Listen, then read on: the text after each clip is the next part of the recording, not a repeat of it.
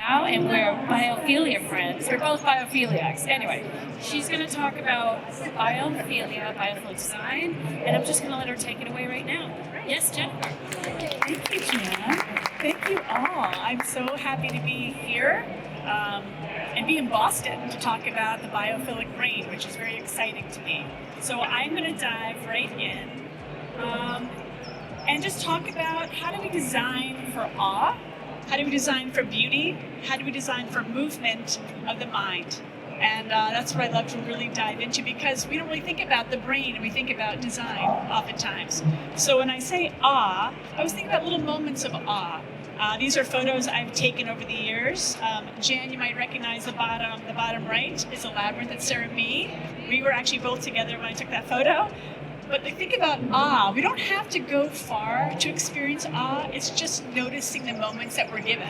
So we see a beautiful sunset, a beautiful sunrise, just a beautiful scenery. Like I snapped that in the fall in New York City, something in Grand Rapids. Like it's just something that just makes you say, wow, that's a moment I wasn't expecting, but I found it. And it's really moving me. So even things like snow.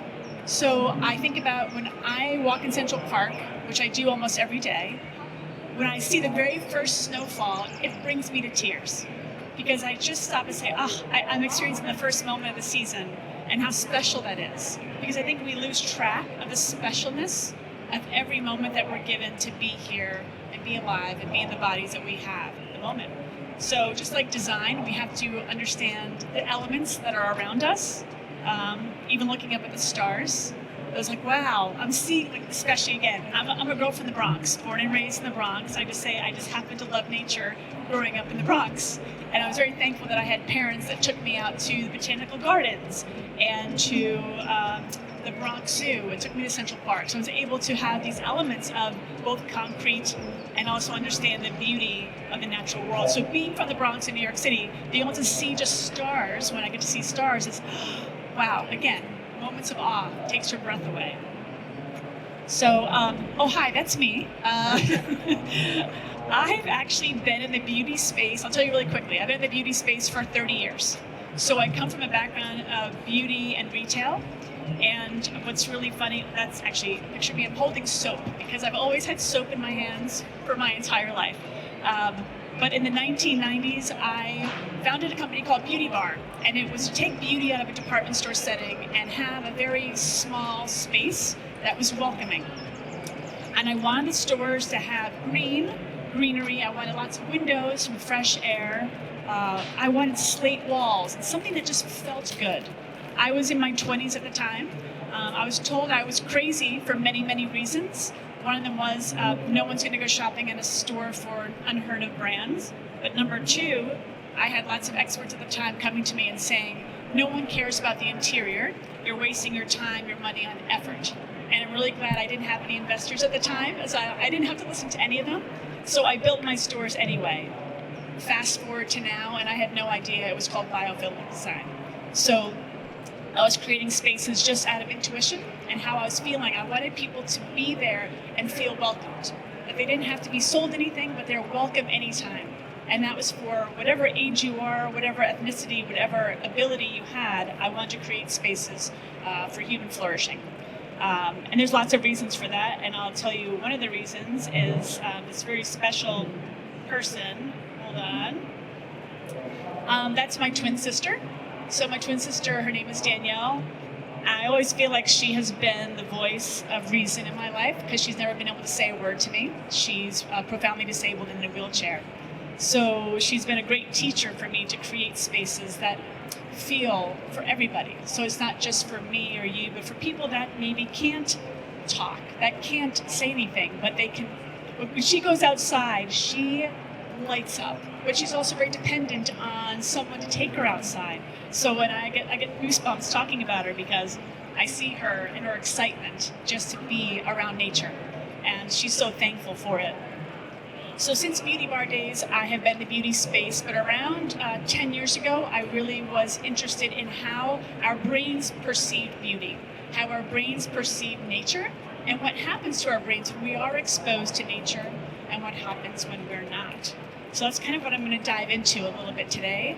A lot of my work and my science is grounded in the work I do at UPenn, which is the Center for Neuroaesthetics, and I also work with a team at Harvard here. So it took me years to break into both of those, but I'm also very thankful that I get to come from the beauty world and also then go into the neuroscience departments as well. But it was a lot of knocking on lots of doors and lots of research over the years to do so.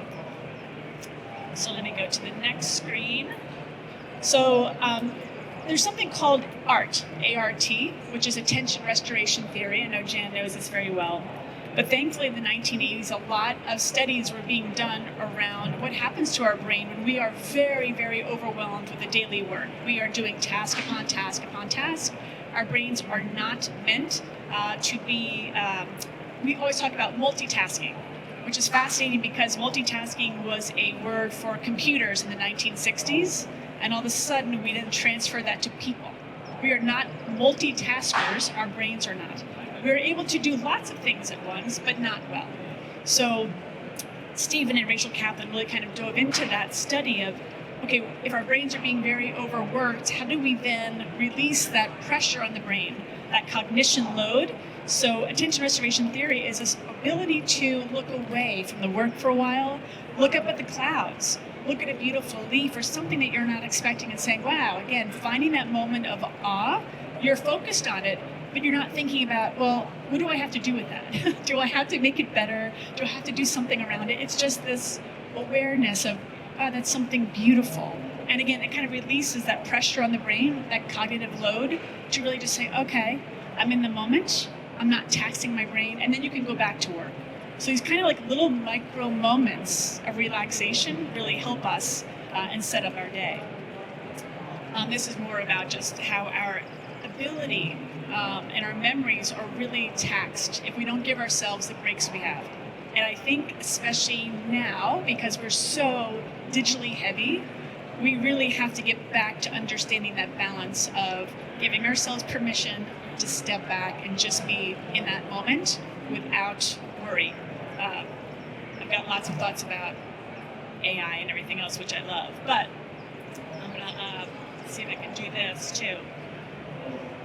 So I think this is fascinating because when you look at this video, I took this at the beach a little while ago, but this is sunrise, which I love to visit the sun every morning when I wake up, take a nice swim every day when I can.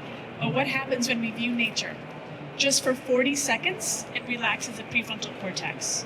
So we don't need, again, a lot of exposure. It's these miniature moments, these micro doses of nature really transform us. But again, we're not taught this in school. Thankfully, it's now being taught here and other places, so thank you, Jan, for bringing me. But I'm so thankful that we're now able to talk about this real importance of nature on the brain. So just for 40 seconds, relaxes the prefrontal cortex. So what does that mean? It gets you into that state of like, okay, I'm in the moment, it's a beautiful thing, let me kind of back away and then go back to work again.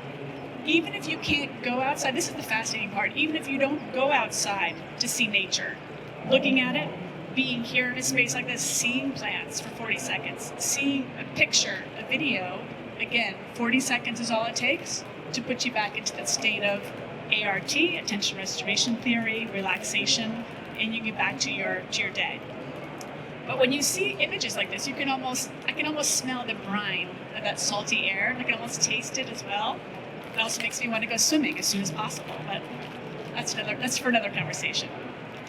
So here's where I think that major disconnect comes from. So nature deficit disorder was a term coined by Richard Louv. We love Richard. I'm not sure if any of you guys have heard of Richard Louv. If you haven't, I highly, highly recommend looking him up. He has been a huge champion of nature for children since the 1980s. He's written quite a few books. The Last Child in the Woods is one of the most profound books that he wrote in the 80s. So he really coined the term. It is not a medical term. It is not medical, but it is something that we have to look into because there are all these key elements of what happens when we have nature deficit disorder.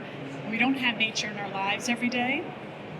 I talk to a lot of CEOs and C-suite people, and I always say, okay, how much nature do you have in your life? And they say, well, nature? What are you talking about, nature? And they always say, well, I go out on the weekends or I save it for holiday. And I find that fascinating because it's not even, they do the yoga classes, they take their nutritional supplements, they are eating well, but nature is such an afterthought that's not even part of their daily conversations or thoughts. So I'm going to show another quick little, you can't hear it, but that's a rainy day. So I never really thought about the difference between sound and noise. This is actually my home. I do live in New York City most of the year, but from May 15th to September 15th, I call this home. It is my 20-foot by 20-foot tent, and in the back of the tent is a cabin that has a kitchen, bathroom, and living room. Like I told you, I was going to show you my home at the Jersey Shore. So I live 2 blocks off the ocean, but this awareness of my space and living in a living structure, I know exactly what time of day it is. I know exactly what month it is because I can tell by the light changes within my structure. So we think about how do we build spaces that also allow us to know and recognize, okay, I know the squirrels are now dropping, the nuts, on the tent. I'm like, okay, now it's September. So it's this real tuning into the natural world around you, allows you more awareness of your body in the spaces. So it's this whole body holistic understanding in. And yeah, this is our little street. We get lots of tourists that come around our neighborhood. Quick story, the tents have been there since the 1800s. I'm one of 114 tents in a town called Ocean Grove. So if you Google Ocean Grove, New Jersey, you're going to see lots and lots and lots of pictures and videos and news stories about the tents. So again, being from New York City has helped me understand the difference between sound and noise. So I think about the jackhammering, the construction, the noisy honking of the horns. But I never realized how much that impacts our cardiovascular system, our nervous system, because we just go about our day like, okay, that's a lot of noise, whatever, but it's actually really distracting us. So how do we implement more natural sounds into our environments? You don't have to live in a tent to do so, I promise. So even if you have your Alexa devices, your Google devices, whatever it might be that you use at home or your office, those little tiny moments of implementing, like I heard before when I got here, the sounds of the bird sound. So those sounds of nature, whether it be the rustling of the leaves, whether it be the wind you can kind of hear. And again, it doesn't have to be loud, but just a little bit. I use my YouTube video on my TV at home when I'm working from home, and I always play in the wintertime like a fireplace. So I love the sound of the crackling fire, and when I look at it, I can almost smell the fire. So these are just, I'm not going to read them off because you can definitely see them, but improved sleep quality, the mood elevation, it's this awareness of how sound really impacting us. And even like with binaural beats, if you're wearing the headset, these sounds really can make a huge impact on how do I feel my body. I'm recognizing my body in the spaces that we're in. So biophilia and the brain. Many of you know that biophilia was really coined in the 1960s by Eric Fromm. I'm sure you talked about this greatly in great length. But E.O. Wilson, a man I so admire, really popularized it in the 1980s. He passed away 2 years ago, I think at the age of 96. Oh, Keller, yes, Stephen Keller, definitely. So biophilia is really our innate connection to all living things. It's our love of life. But what we don't realize is biophilia is nature, and we are nature. So every time I hear people say, well, I'm not outdoorsy. I'm saying, okay. Well, you kind of are, even if you don't think you are. We are all outdoorsy. And I talk a lot about that. Again, coming from the Bronx, I never thought of myself as an outdoor person, but of course I love being outside. But there's lots of I know Tawana talked about biophobia.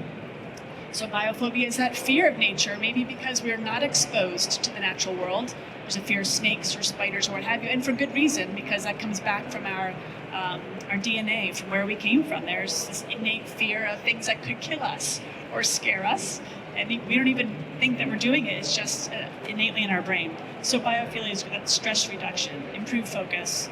Again, the more nature we have, the healthier we really are.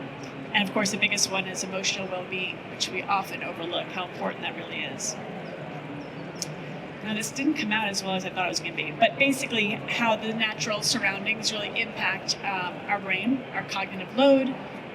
Again, these little tiny micro moments are exactly what we need. Oftentimes, they say, I work a lot with Dr. Anjan Chatterjee at UPenn. So when we talk about things that are biomarkers of what happens to our health, it's things that we often don't think about.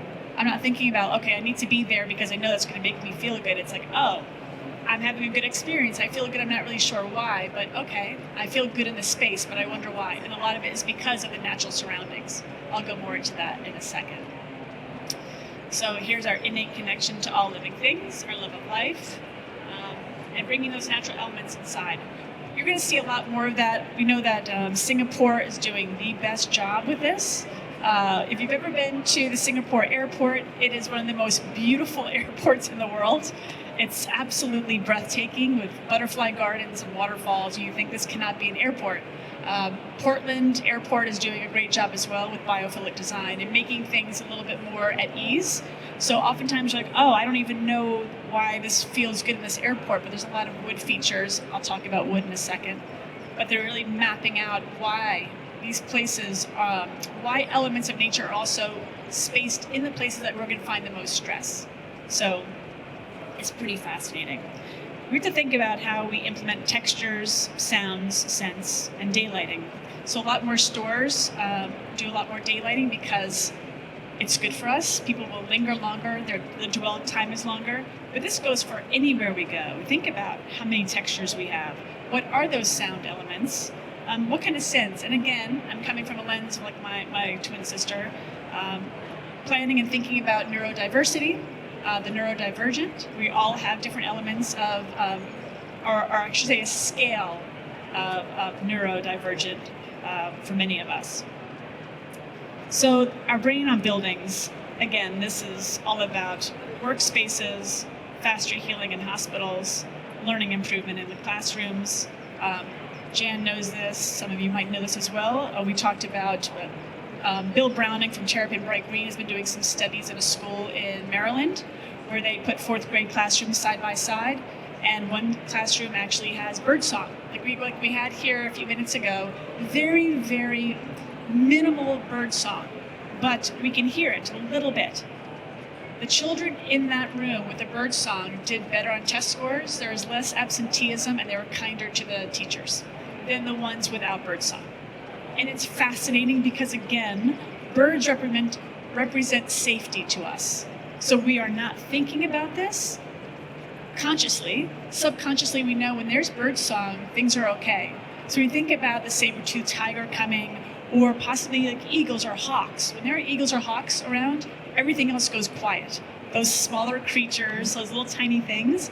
My parents live in a place called Ponte Vedra Beach in Florida. They live on this beautiful pond, and they have lots of hawks and lots of eagles. And every time they're around, everything else gets quiet because they know the bigger animals are close by. So again, yes, Jan? Yes?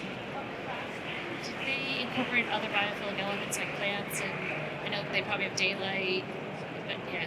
Yeah, I think, so she asked if there are other elements of biophilic design in the classroom along with the birdsong. I'm sure they did, because without, Bill Browning is really, he is the man behind biophilic design and wrote the 15 key principles along with a few others. So I'm sure there were other elements, definitely. So yeah, I think it's just like these things that we don't think about, how nature really impacts us, but it's really fascinating. It's in our DNA.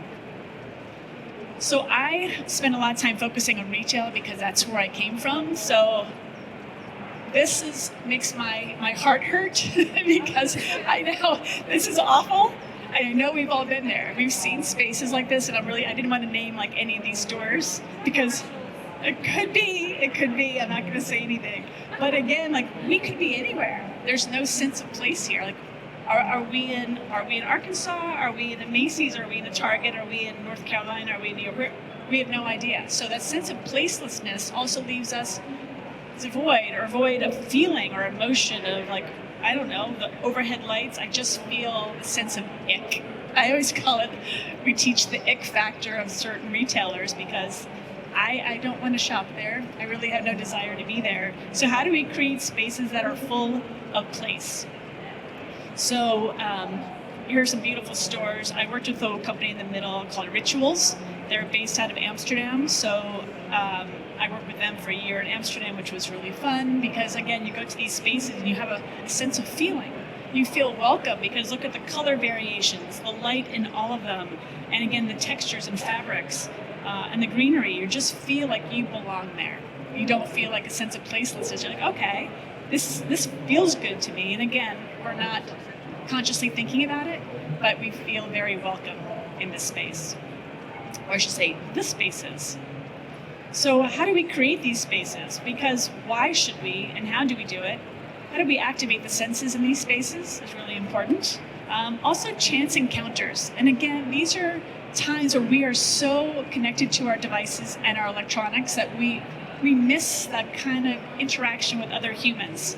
So we get the chance encounters to meet people where we go. And, oh, you like this? I like that. What do you like about it? And we get to meet people where we are. Discovery, exploration, movement of the body. Again, these are all forms of what we need in our body, and along with biophilia and biophilic design. And there's this slate. Well, so these are examples of my stores from the 1990s. Really backstory. So when I created Beauty Bar in the 90s, I sold it in 2010. So I no longer own it, but big bad behemoth Amazon does. I'm not going to talk about that. So, so anyway, so this is really fascinating because again, when I first created my stores, I never thought about the natural elements. It was just something I innately wanted to do. But now all these great studies around, it's not just beautiful and not just welcoming, but there's the science behind people will dwell longer. Consumers are willing to pay a price of 25% higher when there's more nature around the space. I mean, and that's not even inside, but it's also outside. So you think about when you go shopping at different districts, you think, oh, that's really beautiful. I feel good. But also the tree canopy also keeps things cooler. The bottom left is in Miami, so I forgot the name of the mall in Miami. But again, lots of greenery, lots of water features to calm, make us dwell, and feel good in those spaces. And of course, people want you to shop more. So here's some more stats about slower walking speeds. This was all the studies by Terrapin Bright Green with Bill Browning. And storefront is a portal to experience. So again, how do we then bring people in? A lot of people keep their doors open, just a kind of other sense of welcoming. Come on in, we're open. And again, higher staff interactions. It's not just interactions, but the staff tends to be happier when you provide a space for human flourishing. A lot of the buildings we have created in the past 100 years were not made for humans. They are made for just going in and out.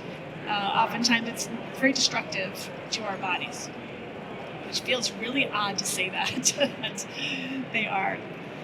But also, we think about place-based relationships, how important it is to think about the ecosystems that we're planning for.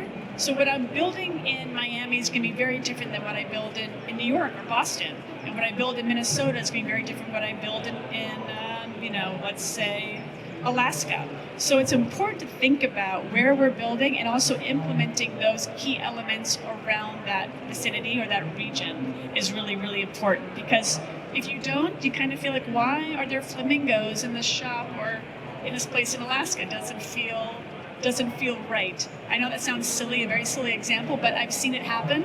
I've seen some people design elements that but I like the beach, so that's great. But if you're in a very cold, like Montana, it just feels very out of place. So creating for the space you're in is sometimes overlooked.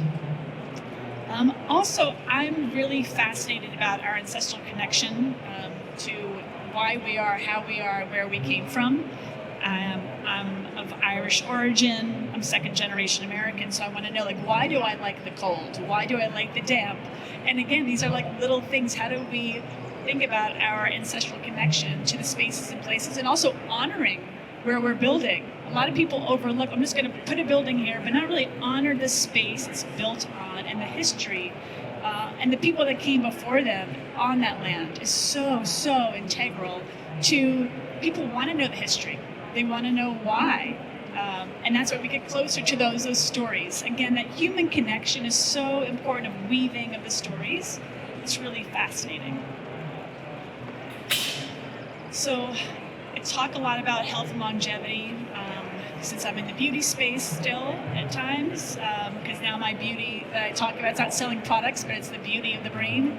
How do we think about the spaces that we're in? But we really can't have longevity without a deeper understanding of nature. There's no such thing as wellness without our understanding of the natural world and our place within it. So this is a big thing for me because I know a lot of people talk about sustainability, and it's a key thing we talk about. And I speak at a lot of schools, grammar schools, middle schools, and high schools, and the first thing I ask is, what is the first thing that comes to mind when you hear the word sustainability? And 95% of the time, the students will say plastic. And that breaks my heart to pieces because sustainability is about nature. So if we can't see, smell, taste, or hear sustainability, but we can nature, we kind of need to also talk about nature, sustainability through the lens of nature. Because we can taste nature, we can sense it, we can smell it, we can see it, we can hear it. We have a better, greater bond with that. So we have to also make sure we focus nature and not just sustainability practices. I see it every day, so I will take this to my grave. We cannot have one without the other. So we need to think about the biodiversity of the spaces we go to. Power of wood. I'm not sure about any of you, but do you like a bonfire, a good fireplace on a cold winter's day? And again, this is not something we're thinking about. We just kind of innately are drawn to fire. And a lot of that goes back into our DNA again of how we became into the world as humans, that we sat around fires for how many millennia. And that's where we formed our relationships and community. But wood has also provided warmth for us, again by the fire. It has also provided homes. We have structures. It also provided food because we were able to cook with those fires. So wood gave us a lot of things. And I know Bill Browning always says, we think about wood in our brain as, okay, wood, alive, good. So again, it's this living thing that we feel drawn to versus not. And I see a lot of wood in places I go, stores, hotels, but I feel welcome there. I feel like I want to walk in and see it a little bit deeper. A lot of products will now use wood. Again, that tactileness of wood, we tend to pick it up. We go to that thing first because of the wood elements. Here's a really cool picture of a retailer with slabs of wood as well. Kind of brings us in. I want to walk through that. So nature's health. I just think a lot of us think about nature as something other than us. 20 minutes a day.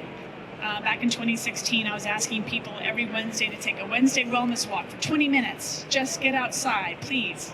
And people laughed at me and scoffed at me and said, that's kind of crazy. And I'm like, all it takes is 20 minutes. So I've been leading wellness walks in Central Park and other places around the country to get people to come outside. And that's where I teach, just like this, is usually on a walk. So how do we get people outdoors to not just talk about sustainability, to not just talk about nature, but how do we talk about each other? How do we build better buildings and structures for human health? So get people outside as much as you can, as long as you are with your family as well and colleagues, and wherever you're happiest, that's where you're healthiest. So I would say we are sensorial beings, craving sensorial experiences everywhere we go, even in here. There's so many beautiful little areas like this. You can kind of go like, I feel a sensation here. Other booths don't have that, so you're drawn to places that you feel something in this environment right here. Oh, I think that was, yep, that's it. Okay, I had a few more, but for some reason they're not coming through on my computer. So, if you guys have any questions by any chance? I know Jan talked about a lot of things beforehand. Do you have a question? I had one, but I'm old brain and I already forgot it. That's okay. I did want to thank Jennifer because it was an amazing talk. I can't wait to dive into a few things that I learned. You learn something new every day and a couple of things. So, one more thing I'll talk about too. So just like one more thing that we talk a lot about is neuroaesthetics. So that's a few of the slides. For some reason, they disappeared off my whatever I was doing before. So it's okay. It's okay. So neuroaesthetics is really the study of our brain on beauty, nature, and art. That we have a proclivity to love beautiful things. Again, we can't help it. It's also varies depending on where we come from, what we like. Maybe people, I don't live in India, but the person I work with, Dr. Anjan, is from India, so we always talk about things that we like or don't like, but we find them beautiful. We go into great depth of talking about his upbringing in India and what he finds beautiful versus what I love because of my family in Ireland.